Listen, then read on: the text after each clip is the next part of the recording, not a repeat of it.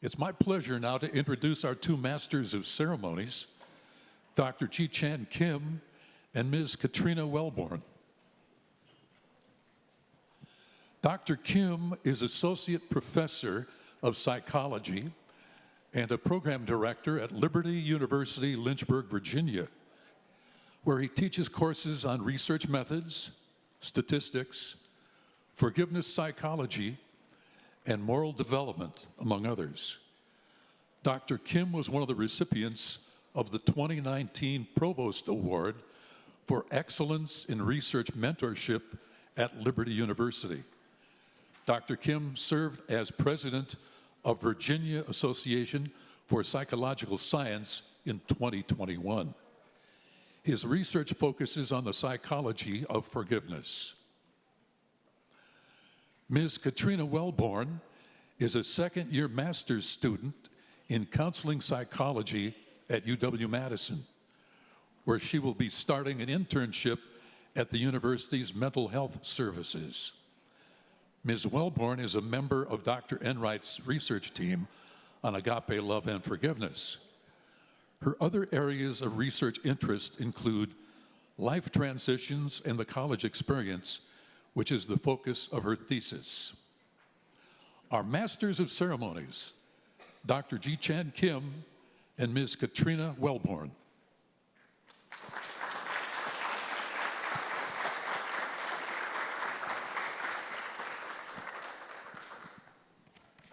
Good morning. Welcome. We have representatives here from Israel, both Arabic and Hebrew speakers, Northern Ireland, and Taiwan. You have come for an idea, the idea that we all can live better as we understand, appreciate, and practice the moral virtues of agape love and forgiveness. Our task in the next 10 minutes is to let you know about where we are heading in this conference and why we have set it up the way that we did. Dr. Kim will give you the plan for today's journey. Greetings to all of you. What a wonderful day and what a wonderful opportunity to learn about agape love and forgiveness. Here is how we'll be proceeding today and our rationale for setting up this first day of talks. So often, we learn best, at least at first, through very specific, concrete examples of what we mean. For example, if you want to learn how to operate a lawnmower, it is best if you make your way to such a machine, watch a person who has used it over and over, and see how this person puts the gasoline into it, starts it, operates it. You then will be more concretely familiar with the workings of a lawnmower. We think it is the same with agape love and forgiveness. It may be best if you first specifically and concretely meet people who have experienced in their heart, in their very being, agape love and forgiveness. As you hear of their struggles, of their thoughts, of their actions, you then will learn more specifically about these two moral virtues. To that end, our first speaker, Mr. Jonathan Little, will introduce you to two special people, David Kiel and Joy Tanchi Mendoza, both of whom have worked through life's challenges through agape love and forgiveness. After you have listened to these stories, you may be getting a deeper sense of what agape and forgiveness are, yet there is a former dimension to agape and forgiveness. They're definitions that cut across historical time and across cultures. You will need to know precisely what they are if you will accurately and effectively apply them in your own lives. It is for this purpose to define for you what agape and forgiveness are that will present to you Dr. Robert Enright, who has published journal articles in which he carefully defines these moral virtues. Please pay close attention because you likely will be bringing these definitions of agape and forgiveness into your own attempts to love, and to forgive more deeply. Next, we'll introduce you to a major reason why we are all here today, to learn about the research on agape love and forgiveness that has taken place over the past year in Israel, Northern Ireland, and Taiwan, with courageous educators offering an agape love and forgiveness education curriculum to 5th grade students, which is equivalent to primary 7 in Northern Ireland. Ms. Wang Zhu will give you a sense of what this research looks like. All of this took place in the face of a worldwide pandemic, COVID, and quite frankly, the educators show great resolve and courage in persevering in this curriculum and this research. Congratulations to you, educators and students. We so admire your courage and grit. Next, to strengthen your confidence that such moral virtues actually are effective in improving the lives of people, we'll introduce you to the science of forgiveness. Please remember that forgiveness on its highest level is to appropriate agape love toward those who have not loved the forgiver, the offender. It is for this purpose of showing you the science of forgiveness that we'll present to you Ms. Hannah Rapp, who recently published a journal article in which she analyzed 20 forgiveness education programs across the world. What did she find? That will be the purpose of her talk. Then we'll introduce you, each of you individually, to an agape love and forgiveness exercise within your own heart. We do this because this is yet another dimension for understanding these two moral virtues. As you practice agape and forgiveness within yourself, you will deepen even further what these are and what importance they have for you personally. For this purpose, Dr. Enright will lead you on what he calls the private guided reflection. He'll ask you to think about one person who has hurt you and toward whom you might want to offer agape and forgiveness. He'll then lead you on a scientifically verified pathway to healing from resentment caused by being treated unjustly at some time in your own life. From there, you will be introduced to some of the teachers who so courageously offer their time, their effort, yes, even their love in introducing agape love and forgiveness to their students. We consider this kind of education so vital. Think about it for a moment. If the purpose of education is to aid students as they prepare for adulthood, how then are we preparing them for the deep injustices that may befall them when they are 25 years old, 35 years old, or 65 years old? Without agape and forgiveness curricula, most people, when they're adults, do not know the pathway to forgiveness, and therefore do not know how to cast off resentments in their own hearts. Living with that resentment for a long time literally can destroy individuals, families, and communities.